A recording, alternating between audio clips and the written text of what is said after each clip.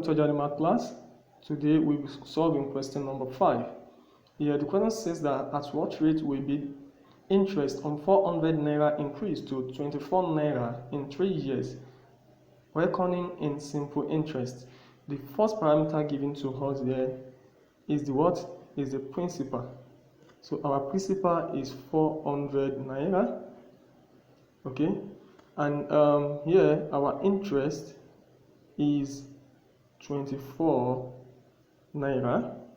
Okay, our time is 3 years, and the rate is unknown.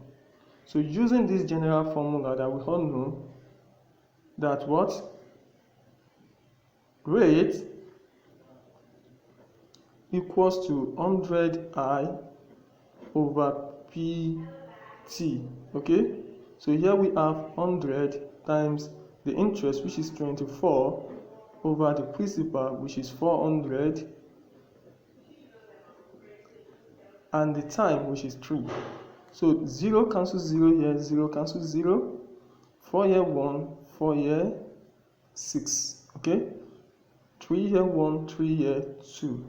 So our rate is 2%.